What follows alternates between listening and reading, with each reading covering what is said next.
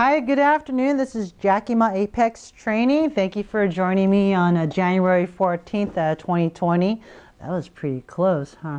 So sorry about that. So anyways, I just want to take a moment out of my day, 2 minutes out of your day, essentially, to just let you know that I really greatly appreciate your love and support in Apex training and what we stand for and the philosophy of our life in terms of changing and melding and improving our mindset, so that everything else around us and within us gets stronger and improves thereof. And those that we interact with are also positively affected by the choices that we make and the way we think. And as it stems back to Earl Nightingale and to Jim Rohn and even to philosophers before their time, that we do become what we think of.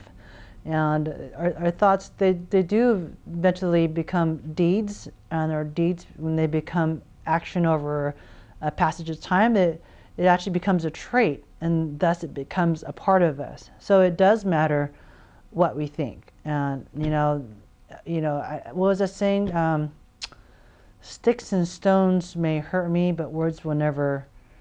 Sticks and stones may break my bones, but words will never hurt me. And that is so untrue, because even with sticks and stones, they may hurt our bones and break our bones. Our bones, typically, if they're healthy, will heal in 6 weeks' time, metaphorically speaking. But words do hurt us, and what we say and what we speak out, we can't take it back. And as the saying goes, if we have 2 ears and 1 mouth, maybe it's a sign that we should listen twice as much as that we speak.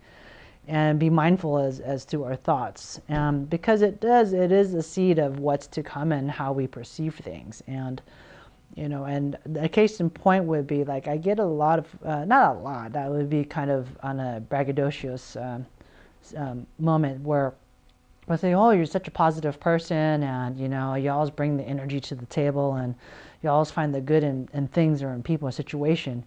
And to be honest with you, it actually takes a fair amount of effort to stay positive, to reframe things. There's a constant movement in one's mind, in my mind, where if something happens, I have that moment to address it and vet it. We don't have time to hold on for too long. It's like a hot potato. You hold on too long, your hands will get burned. At the same time, you don't want to drop it. You got to figure out where you're going to take it and toss it. And it takes time and practice. I mean, even doing the things that we don't feel like we're up to doing. The things are hard, and we need to welcome that difficulty. And so what that does, it ends up to improve our inner strength, meaning that we will have external pressures. We have pressure from our family, pressure from ourself, our job, our kids, our bills. It's constant. And so these I call them opportunities, where we can actually work on keeping things in perspective as to see where we're going to go with this. And and so I look at it as a situation where, okay, I need to develop a better means in how to address this. And so you build your inner strength. It's like, like working out. If you're used to the easy stuff, and when you're doing 20 or 30 reps in a squat or a bench press, you can only grow so strong, and you're working on your endurance. But to actually grow physically stronger, then what we do is we have to welcome an increased load. Now, we may fail at first, and failure is just part of the process. Yeah, there's no guarantee that we'll get there. There's no guarantee that the first time we try it, the 10th time, or the 100th time, it may work out well. Like a case in point like this, with this vlog, is probably my 17th, 18th take. Sometimes it just comes, and I can hit it right then and there, and it's once and done. And other times, I may have a door of the fish moment, and what I want to talk about, I kind of lose my focus, and I could just get, or my battery runs low, and I get literally on my microphone, and so there's no sound.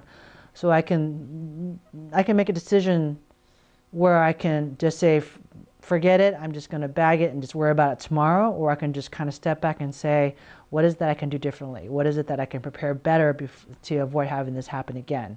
And maybe on a holistic or on a spiritual level, maybe that's not what I was meant to talk about. And so if we give ourselves that moment where, okay, I'm going to try something new. It might be kind of hard. I might like it, might not. But, you know, I think worse than the four-letter word that starts with the F is the four-letter word that starts with the Q. And that's just don't quit. Don't quit and live your life with regret. If you really are passionate about something and love something, but it's hard to do, it's better to give it your best effort at something that you're really, you know, genuinely vested in than it is to try to do something or continue to do something that you're accustomed to, because that doesn't really allow for growth. So that's probably my take for the day is, you know, welcome a challenge and take it on and just keep at it. And that frustration is just, you know, just reframe it as just your hunger to want it more, because that's what really makes us, you know, eager to do things better and to figure out, like, you know, different means and ways and how to solve our problems. And, you know, we have to have problems in our life. You know, you don't want it to be an easy cakewalk. You know, we want to have a little bit of spice in our life. All right, thank you so much again for joining me this afternoon, and I look forward to seeing you guys next week. Thank you. This is Jackie Ma Apex Training. Bye bye.